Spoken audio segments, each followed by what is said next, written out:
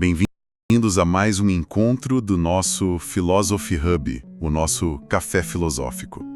Hoje a nossa missão é fazer um mergulho profundo, desconstruir uma daquelas narrativas culturais que parecem tão consolidadas na nossa época, sabe? Aquela ideia de que o trauma é uma sentença definitiva, inescapável. Olá, é um prazer imenso estar aqui com quem nos ouve hoje.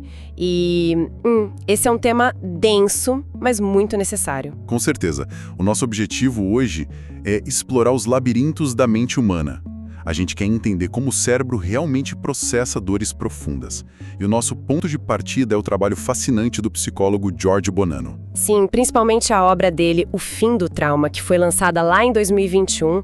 É um livro que sacudiu bastante o meio acadêmico e clínico. E, claro, para a gente ter um quadro completo e justo, nós vamos contrastar a visão do Bonanno com abordagens clínicas que seguiram caminhos bem opostos ao longo das últimas décadas. Exato. Como o trabalho do Bessel van der Kolk, por exemplo. Ele ficou muito famoso por defender aquela tese de que o corpo guarda um registro quase indelével do sofrimento. É importante deixar claro para a nossa audiência que o objetivo aqui não é de forma alguma minimizar a dor de ninguém. A gente quer analisar dados científicos recentes que apontam para algo profundamente otimista. A ideia de que a resiliência humana é a regra e não a exceção. E acho fundamental começarmos estabelecendo que o sofrimento é uma constante inegável da condição humana. Sem dúvida. A dor de uma perda, a violência, o terror, tudo isso é atroz, é muito real. Mas a forma como nós interpretamos, como nós categorizamos e lidamos com esse sofrimento, isso mudou de uma maneira muito drástica ao longo dos séculos. E um dos pontos mais provocativos dessa análise toda é olhar para a própria natureza do transtorno de estresse pós-traumático, o famoso TEPT. A gente tem essa tendência moderna, quase um reflexo automático, de imaginar o TEPT como uma entidade biológica fixa. Como se fosse algo que foi descoberto por médicos, né? Da mesma forma que um biólogo descobre uma nova bactéria olhando por um microscópio. Exatamente isso. Mas a história da psiquiatria mostra o contrário. O TEPT foi, na verdade, uma construção social. Ele foi formalizado depois de debates inteligentíssimos e muito intensos em comitês psiquiátricos. Isso culminou na inclusão dele no DSM-3, lá no ano de 1980, Manual Diagnóstico dos Transtornos Mentais. Pois é. E entender que o diagnóstico foi construído não significa dizer que a dor seja imaginária. O que mudou foi o contorno, a moldura que a sociedade deu para essa dor. E a história por trás de como a humanidade foi rotulando o pânico através dos séculos é algo que eu acho fascinante. Muito antes do DSM-3 existir, as pessoas já reagiam ao horror. Só que as explicações dadas para esse horror eram completamente diferentes das nossas. Sim. Se a gente voltar no tempo, lá para o ano de 1666, nós temos os diários do Samuel Pepys. Ele era conselheiro na corte inglesa. E ele testemunhou o grande incêndio de Londres de muito perto. Exato. Meses depois da cidade queimar, ele registrou no diário que ainda acordava no meio da noite, aterrorizado por qualquer ruído, sentindo aquela mesma angústia paralisante das chamas. É um relato absolutamente clássico e antiquíssimo do que hoje qualquer clínico chamaria de hipervigilância e pensamentos intrusivos. A biologia do medo já estava lá operando. Mas a grande virada, aquela tentativa de medicalizar o trauma, ela começou a ganhar uma força real mesmo foi no século XIX, com a Revolução Industrial. Principalmente com a expansão das ferrovias, né? Foi quando começaram a ocorrer os primeiros grandes acidentes de trem em alta velocidade. E os relatos são muito curiosos. Os sobreviventes muitas vezes saíam das ferragens do trem sem um único osso quebrado, fisicamente intactos. Mas semanas depois, eles desenvolviam tremores incontroláveis, fraqueza extrema, uma insônia severa. A questão é que a medicina da época não conseguia conceber isso. A medicina vitoriana não aceitava que a mente humana pudesse por si só causar sintomas físicos tão incapacitantes sem um dano estrutural visível. O problema estava na psique. E o que eles inventaram para justificar isso beira o absurdo hoje em dia. Sim, eles criaram aquele diagnóstico da espinha ferroviária. Exato. A teoria de que as microvibrações invisíveis do trem durante o impacto tinham lesionado a medula espinhal das vítimas. Eles queriam explicar a dor da alma através de uma mecânica estritamente ortopédica. É impressionante. Mas essa tentativa de explicar o trauma toma contornos muito mais sombrios e dramáticos quando a gente avança um pouco no tempo e chega nas trincheiras da Primeira Guerra Mundial. Ah, sem dúvida. O advento da artilharia pesada, os bombardeios contínuos, aquilo criou um cenário de horror sem precedentes na história humana. Milhares de soldados começaram a apresentar reações devastadoras no fronte. Paralisias repentinas sem causa física, soldados que paravam de falar do nada, surdez histérica, choros que não paravam. E a psiquiatria militar batizou isso de neurose de guerra, o famoso shell shock. E, no início, a crença era muito parecida com a da espinha ferroviária. Eles achavam que o impacto físico das ondas de choque das explosões estava causando microhemorragias nos cérebros dos soldados. Mas a chave virou quando os médicos notaram que soldados que nem sequer estavam perto das explosões também desenvolviam esses sintomas. O paradigma mudou, de forma trágica, da medicina para a moralidade. E o caso do soldado britânico Harry Fair ilustra perfeitamente essa crueldade institucional. Ele lutou em 1916. Uma história de cortar o coração. Sim, depois de sobreviver a batalhas terríveis e ver uma carnificina diária, o Fair começou a sofrer com tremores violentos, falta de ar e um terror que paralisava ele completamente. Ele não conseguia voltar para a linha de frente. E o trágico é que o comando militar da época, que era liderado pelo Sir Douglas Haig, não enxergou ali um homem doente, com um sistema nervoso estilhaçado. Eles viram apenas um covarde. Alguém que ameaçava a moral e a disciplina das tropas. Uma leitura punitiva que custou a vida dele. Ele foi julgado sumariamente. E executado por fuzilamento, rotulado oficialmente como desertor. A ignorância sobre como a gente processa o trauma transformou um colapso psicológico numa sentença de morte. E sabe o que é mais revoltante? Foi preciso esperar até 2006, 90 anos depois, para que o governo britânico emitisse um perdão póstumo a ele e a centenas de outros soldados executados na mesma situação. Só então reconheceram que eles eram, na verdade, vítimas de um trauma psiquiátrico severo. Isso revela algo muito profundo sobre a gente. A forma como a cultura dominante enxerga o sofrimento determina o destino de quem sofre. Uma reação de puro terror pode ser tratada como falha de caráter passível de pena de morte ou como uma condição médica que exige tratamento. E essa maleabilidade reflete a própria natureza difusa do diagnóstico atual do TEPT. Com certeza, existe um dado estatístico na literatura que mostra o quão elástica é essa definição clínica hoje. Pelos critérios modernos, existem matematicamente 636.120 combinações possíveis de sintomas para o diagnóstico de TPT. É um número astronômico, mais de 600 mil combinações. E isso comprova que não estamos lidando com uma essência biológica única. Não é como diagnosticar tuberculose, onde você acha a bactéria e pronto. O TEPT é uma constelação vasta de comportamentos. E compreender isso nos ajuda a questionar um dos maiores mitos contemporâneos, o mito da extrema fragilidade humana. Nós vivemos imersos numa cultura que prega que nós somos como taças de cristal. Ao menor impacto, nos estilhaçamos em 1000 pedaços e nunca mais voltaremos ao normal. Mas as pesquisas longitudinais, aquelas feitas com muito rigor e acompanhando as pessoas por anos, contam uma história radicalmente diferente. E o estudo mais impressionante sobre essa resiliência em massa aconteceu em Manhattan. Logo após os ataques do 11 de setembro de 2001.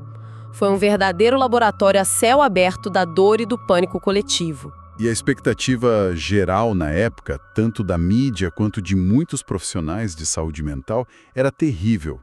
Todo mundo achava que Nova York ia enfrentar uma epidemia de estresse pós-traumático. Mas os dados coletados revelaram uma trajetória muito diferente desse colapso permanente. Pesquisadores avaliaram a população de Manhattan logo no início, cerca de 5 a 8 semanas após a queda das Torres Gêmeas. Naquela janela de choque inicial absoluto. Isso. E ali, cerca de 7,5% da população geral da ilha apresentava sintomas clínicos suficientes para o diagnóstico de TEPT.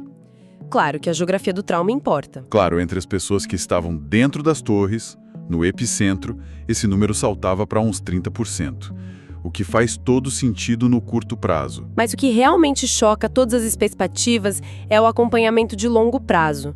6 meses depois do ataque, a poeira baixa e a prevalência de TEPT na população de Manhattan despenca para apenas 1,7%. 1,7%. E se a gente olhar para aquele grupo de maior risco, as pessoas que viram as torres caindo de dentro, a estatística revela que 70% delas não desenvolveram o transtorno a longo prazo. 70% de resiliência funcional diante do terror extremo. Eu fico impressionada, mas os dados não mentem. E isso consolida o que o George Bonanno chama de a regra dos 2/3. Que diz basicamente que, independentemente do tipo de evento traumático, a imensa maioria dos seres humanos se recupera. Sim, seja a perda de um cônjuge, um desastre natural, ou até uma lesão física grave, tipo perder o movimento das pernas. Cerca de 66% das pessoas vivem o luto, sentem a dor aguda, mas retornam ao seu nível normal de funcionalidade em 6 a 12 meses. E se a gente conectar essa estatística com a nossa biologia e história evolutiva, faz todo o sentido do mundo. Perfeito, porque se os nossos ancestrais perdessem a capacidade de caçar ou de cuidar das crianças toda vez que um predador atacasse a tribo, a espécie humana teria sido extinta milênios atrás. Nós carregamos um sistema imunológico psicológico que foi forjado na adversidade. A resiliência não é um talento raro, reservado a monges ou super-humanos. A resiliência é o nosso padrão de fábrica. É uma constatação poderosa. No entanto, é imperativo compreender que essa arquitetura da resiliência não opera no vácuo. Ela não depende apenas da força de vontade interna da pessoa. Exato. Quando os pesquisadores tentam isolar o que separa quem desenvolve o quadro crônico de quem se recupera, os fatores externos ganham um protagonismo gigante. Sofrer estresses secundários agrava tudo. Perder o emprego por causa da tragédia original ou enfrentar uma ruína financeira quase que imediatamente, isso multiplica o risco de desenvolver TEPT em 3 a 5 vezes. Porque a pessoa tem que lidar com os fantasmas do passado enquanto se preocupa em como vai colocar comida na mesa amanhã. É uma carga alostática, um desgaste físico e mental monstruoso. O colapso não vem só da memória do trauma, mas do fato do chão continuar desabando. Mas, por outro lado, quando olhamos para as forças que nos protegem, o fator mais contundente em todos os estudos é a conexão humana. O famoso apoio social. E os números são muito claros. Ter apoio social genuíno possui uma correlação espantosa de 55% com a saúde mental em tempos de crise. Ter amigos reais, familiares presentes ou pertencer a um grupo solidário funciona como o maior escudo psicológico que a gente tem. Saber que existe uma rede capaz de segurar o impacto amortece a resposta do nosso sistema nervoso. E é super interessante notar como essa busca por apoio e por ordem no caos também aparece nas nossas estruturas de crença, né? A sociologia e a psicologia do trauma frequentemente esbarram na religião e na filosofia. E, analisando friamente os dados, observa-se que o dogmatismo existencial tem uma correlação positiva com a recuperação mental. E quando dizemos dogmatismo, estamos sendo estritamente neutros. Significa ter uma convicção absoluta sobre a natureza da vida. Pode ser a certeza inabalável de um fiel religioso ou a certeza irredutível de um ateu materialista de que o universo é só física e química. Exato. Qualquer um desses dogmatismos oferece uma clareza de propósito. É uma âncora cognitiva que impede a mente de ficar à deriva durante a tempestade. A incerteza crônica desgasta muito mais do que a crença estruturada. Além disso, a forma como o ambiente e o perigo moldam essas percepções teológicas é outro detalhe fascinante das pesquisas. Como assim? Explica isso melhor para nossa audiência. Estudos mostram que indivíduos expostos a conceitos de guerra, escassez ou ameaça iminente tendem a visualizar inconscientemente uma força divina mais rigorosa, punitiva e autoritária. Ah, sim. Enquanto ambientes de paz e reflexão estimulam a imagem de uma divindade compassiva e provedora. A mente humana parece adaptar as suas próprias crenças para fazer sentido das pressões do ambiente. A mente é adaptativa em todos os níveis. E isso nos traz a um conceito que desafia muito daquela psicologia pop de consumo rápido que a gente vê na internet. O paradoxo da resiliência. Que deságua no chamado enfrentamento pragmático ou o coping feio. Nós temos uma propensão a classificar emoções em caixas fixas. A gente acha que o otimismo é sempre curativo e que a frieza é sempre destrutiva. Mas a pesquisa demonstra que nenhum traço de personalidade é inerentemente benéfico o tempo todo. A eficácia de uma reação depende inteiramente de onde e como ela ocorre.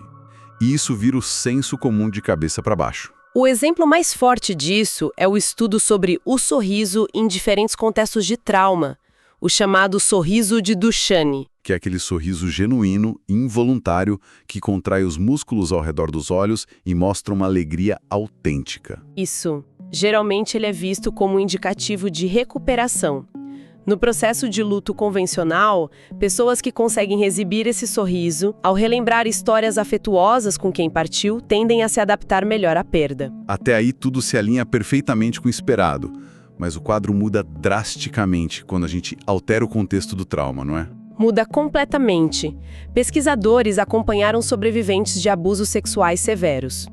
Durante as entrevistas sobre as agressões, notou-se que algumas vítimas exibiam esse mesmo sorriso genuíno. Como um mecanismo inconsciente de apaziguamento social. Uma tentativa instintiva de diminuir a tensão na sala, de não incomodar. Exato. E o resultado a longo prazo para essas pessoas? Elas apresentaram uma adaptação psicológica muito pior. E o motivo central não é um defeito interno delas, mas sim a resposta do ambiente. Comportamento humano não acontece no vácuo. É uma via de mão dupla. Sorrir enquanto você narra uma atrocidade envia sinais muito ambíguos para a comunidade ao redor. O que acaba provocando reações de minimização da dor. As pessoas que deveriam oferecer apoio acabam se distanciando ou sendo frias. E poucas coisas agravam mais o trauma do que a invalidação da dor sofrida. A invalidação destrói a percepção da realidade da pessoa. Mostra que o que nós consideramos um comportamento saudável, como o sorriso, pode atrair uma rejeição que piora o quadro todo. Em contrapartida, reações que a sociedade costuma patologizar, como a hipervigilância, picos de cortisol e uma postura de suspeita constante, podem ser imensamente benéficas a depender do cenário. Claro, se um indivíduo vive numa zona de conflito ou num bairro dominado por violência extrema, a hipervigilância não é um sintoma psiquiátrico a ser medicado. É um mecanismo de sobrevivência impecável. A mente está fazendo o que precisa para manter o corpo vivo. Essa constatação nos leva ao núcleo da teoria moderna sobre superação de adversidades. Se não existe um único traço fixo que garanta a resiliência, a chave de tudo reside na flexibilidade, na fluidez. A psicóloga pioneira Susan Kobassa já tinha falado no passado sobre firmeza sob estresse, argumentando que encarar ameaças como desafios era fundamental. E a literatura recente expande isso através de um conceito engenhoso do Bonanno, chamado de sequência da flexibilidade. Trata-se de uma tríade de ação cognitiva que separa quem se adapta de quem fica estagnado no trauma. E a lógica dessa sequência é muito pragmática. O primeiro grande passo é a sensibilidade ao contexto. A habilidade de ler o ambiente imediato e perceber que as regras do jogo mudaram. O que funcionou ontem pode ser um desastre prático hoje. Tem aquela expressão genial do economista e sociólogo Thorstein Veblen, o conceito de incapacidade aprendida. Ah, sim.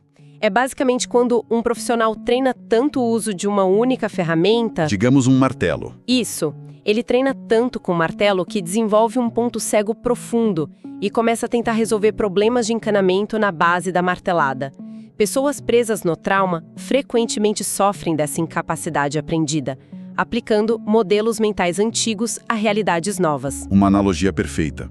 A sensibilidade ao contexto evita que a gente continue martelando parafusos. E uma vez que você lê o ambiente, a gente entra no segundo passo da sequência: possuir um amplo repertório de expressão. A nossa caixa de ferramentas emocionais precisa ser diversificada. É vital saber o momento exato em que suprimir uma emoção cortante é a atitude correta. Por exemplo, um cirurgião num pronto-socorro lotado ou um pai tirando os filhos de um prédio em chamas. Eles não podem se dar ao luxo de processar o pânico na hora. A supressão ali salva vidas. Mas com a mesma maestria, a pessoa precisa saber quando abaixar a guarda, expressar a dor através de lágrimas, quando se está num ambiente seguro, ou saber usar a distração para dar um descanso para a mente. E o que fecha esse circuito, garantindo que o indivíduo não fique andando em círculos, é o terceiro passo, o monitoramento de feedback. Que significa colocar a estratégia em prática no mundo real, observar os resultados com honestidade e ter a humildade de ajustar a rota. Se a sua estratégia foi tentar ignorar a dor, focando compulsivamente no trabalho, mas o resultado é insônia crônica e isolamento, bem, o feedback do seu corpo está gritando que a supressão não funcionou. É hora de usar outra ferramenta. E cultivar essa flexibilidade exige um substrato de otimismo e de crença na autoeficácia.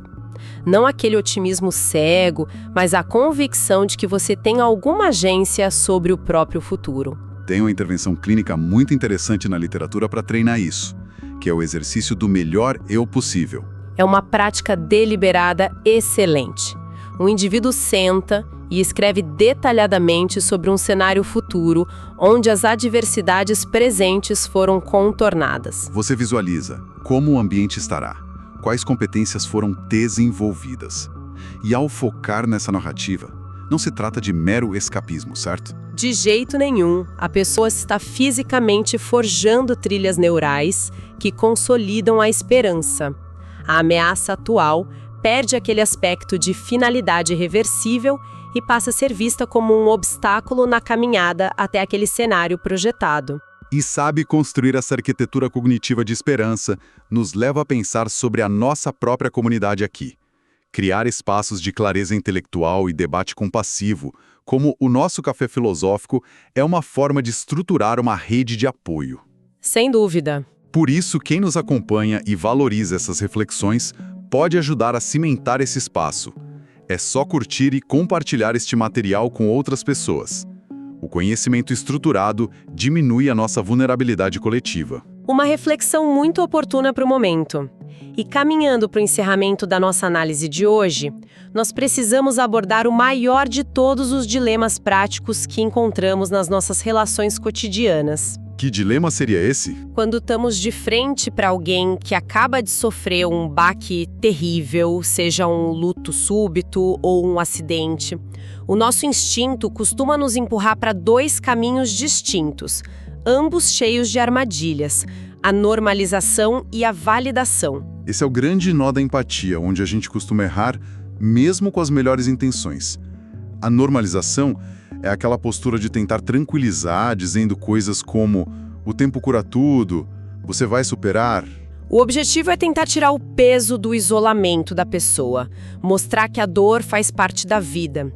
O problema é que, se nós pesarmos a mão na normalização, o efeito é desastroso. A pessoa sente que a tragédia dela foi banalizada, ela se sente reduzida a uma estatística num gráfico e percebe que a angústia particular dela não foi acolhida. Exato.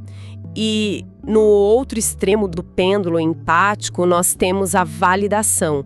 É a postura de reconhecer incondicionalmente a atrocidade do evento, dizer: sua dor é perfeitamente compreensível e terrível. A validação oferece um amparo imenso no momento agudo da dor. Contudo, se ela for a única ferramenta usada a longo prazo, carrega um perigo sutil. O perigo de congelar o indivíduo naquele papel perpétuo de vítima, esvaziando lentamente a capacidade dele de reação. A verdadeira arte de auxiliar na cura exige aquela mesma flexibilidade que discutimos antes. A sabedoria de ler o contexto momento a momento.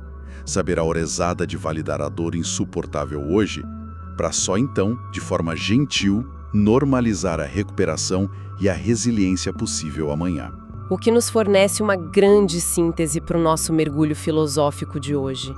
A paisagem mental humana é infinitamente complexa e dotada de uma fortaleza que subestimamos rotineiramente. As estatísticas dos sobreviventes em Nova York, A história trágica das invenções diagnósticas e a ciência da flexibilidade emocional nos provam isso. O ser humano não é feito de vidro temperado prestes a estilhaçar ao primeiro golpe. A dor imposta pelas intempéries da vida é dilacerante, sem dúvida. Mas a permanência eterna do trauma não é o nosso destino garantido. Carregamos um legado evolutivo formidável voltado para a restauração. O que nos deixa com uma visão de mundo muito mais fortificada. E com base em todo esse vasto panorama científico, eu deixo àqueles que nos escutam um último pensamento reflexivo, uma provocação filosófica para ruminarem quando o nosso encontro terminar. Por favor, compartilhe. Rotula e interpreta o trauma altera de forma profunda a maneira como ele é sentido e processado pelos indivíduos. Será que a nossa cultura atual, hiperfocada numa narrativa de extrema fragilidade e propensa a patologizar cada tristeza corriqueira, não estaria agindo como um gigantesco efeito nocebo coletivo? Ao sermos bombardeados diariamente com a premissa de que somos permanentemente quebrados pelas adversidades, não estaríamos nós mesmos, de forma não intencional, sabotando o poderoso sistema imunológico psicológico que a evolução nos deu para curar nossas próprias feridas? É uma provocação que vira do avesso muitas das certezas da nossa época e que com certeza vai ecoar nas nossas mentes pelos próximos dias. Com esse desafio intelectual formidável, nós encerramos a sessão de hoje. Continuem cultivando a curiosidade, fortaleçam as suas redes de apoio e não deixem de buscar a clareza em meio a todo esse ruído do mundo. Um abraço afetuoso e até o nosso próximo encontro.